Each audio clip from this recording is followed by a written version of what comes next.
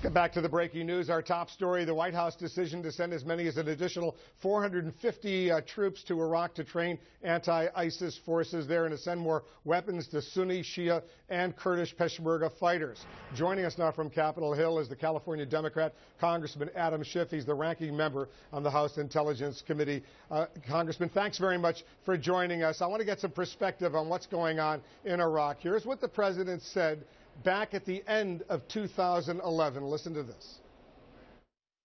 So, today, I can report that, as promised, the rest of our troops in Iraq will come home by the end of the year. After nearly 9 years, America's war in Iraq will be over. All right, America's war in Iraq clearly is not over. What happened? Well, I think the Maliki government, as Greg Baer was pointing out, really hollowed out the military force that we had trained up and equipped, and as a result inflamed these sectarian tensions. He continued to marginalize the Sunnis, and what we helped build up collapsed.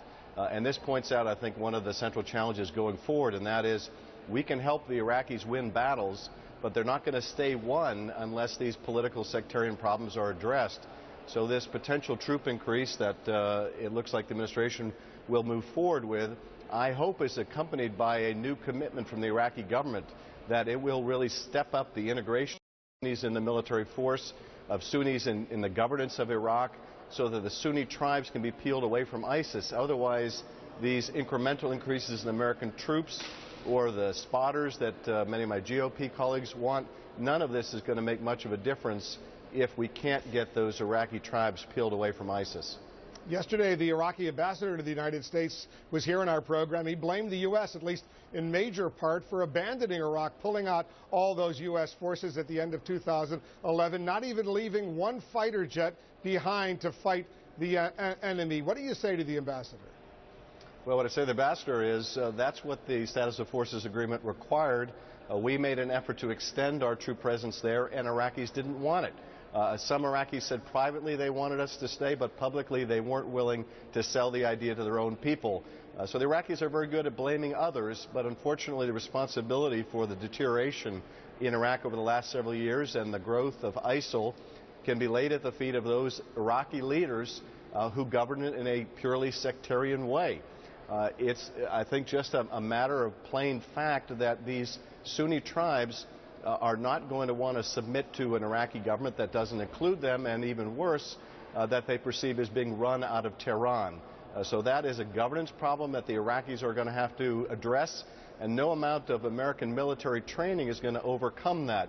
So I hope that part of the bargain for any additional American troops on the ground there in a training capacity is a real commitment that we will arm the Sunnis, we will train the Sunnis, we will incorporate the Sunnis into governance, because that political problem still hasn't been addressed. As you know, when the U.S. pulled all of its troops out of Iraq at the end of 2011, about 200 or so were left behind, mostly to protect the U.S. Embassy in Baghdad. But since then, it went from 200 to 500 to then 1,000 to 1,500, 2,000, now 3,000. Now today announcing another 450, about 3,500. Already you're hearing the critics say this is mission creep reminiscent of what started in the 60s in Vietnam, to which you say? Should I say this is something we have to be on guard against, and it is very much a risk, although I think, frankly, some of the other things that we're doing pose a much greater risk of escalation.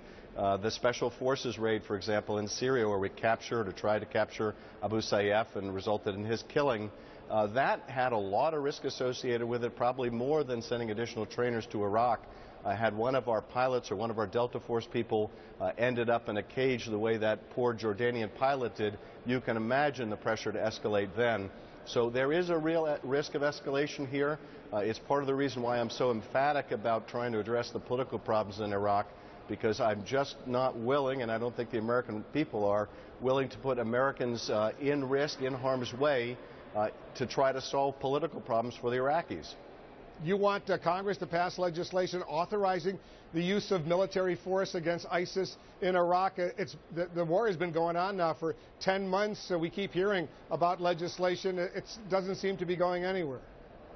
Well, it hasn't gone anywhere, obviously, and that's a great tragedy. And frankly, we have only ourselves in Congress to blame. It's our constitutional responsibility. We have seen some moves, I think, in the Senate. Tim Kaine has been one of the leaders on this. Frankly, we've been much less successful in moving this issue forward in the House. I plan to offer an amendment to the Defense Appropriations Bill that will require us to have a vote on authorization to use force. We'll see if I can be successful with that. Congressman Schiff, thanks very much for joining us. Thanks, Wolf.